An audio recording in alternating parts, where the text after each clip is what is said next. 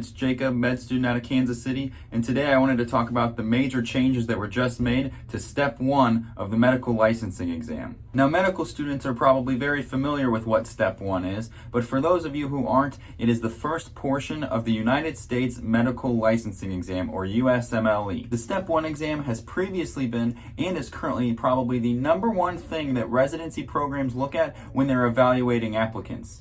They do this because this exam is an objective measure that you can compare people with throughout different medical schools across the country. Scores range from a baseline passing score of 195 all the way up to a maximum score of about 300. The Step 1 exam primarily focuses on basic science concepts that you would learn in your first 2 years of medical school, like anatomy, biochemistry, physiology, pathology, etc. Now, some people believe that way too much emphasis is placed on this exam when selecting from applicants for a residency spot. The reason that some people think that putting so much emphasis on this exam is bad is because you take the exam on one day, and if you pass, you don't get another chance to take it. So therefore, if you perform poorly on that one day, it significantly hinders your ability to match in your ideal residency slot later on.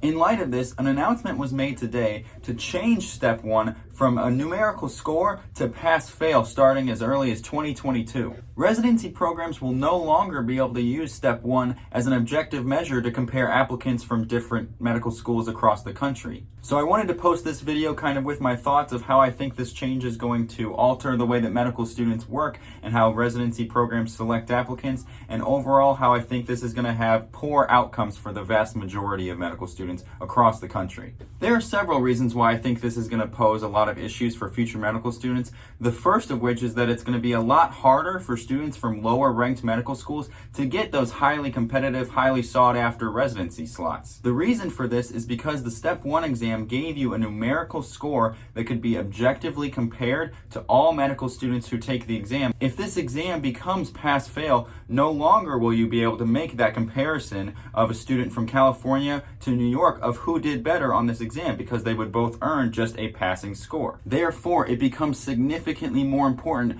where you went to medical school so that you get that name recognition. So somebody who goes to a higher ranked program like Harvard or Johns Hopkins, even if they would have gotten lower scores on this exam, they would be outranking other students because now they don't have that objective measure of comparison. Another reason why I think this is going to be a negative outcome for a lot of medical students is because this exam is incredibly difficult and requires months of studying and preparation.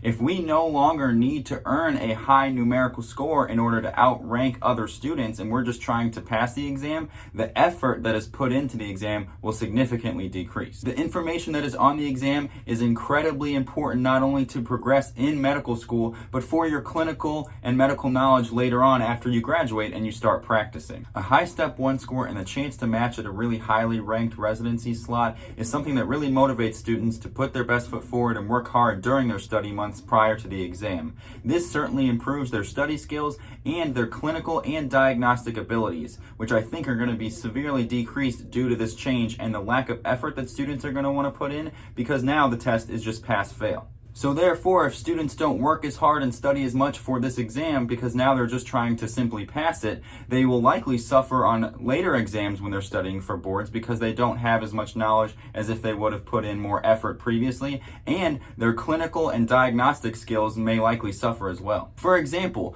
after Step 1 in your third year of medical school, you typically take Step 2.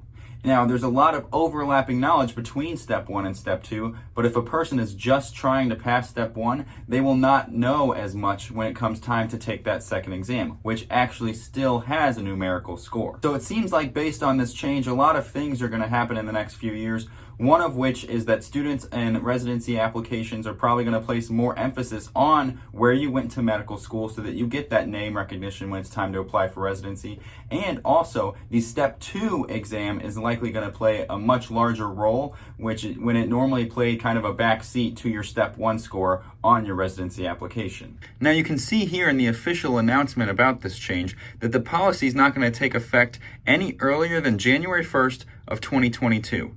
This is going to be very interesting to see how residency programs will change the ways that they look at applicants and how they compare them to others in making their choices. It's also going to be interesting to see how medical schools will change their curriculum now that Step 1 is no longer as high of a priority in order to match to a more competitive specialty. The news certainly isn't all bad. I think having Step 1 be pass-fail will allow students to have a more well-rounded application and will force residency programs not to just look at one metric when comparing students across the country.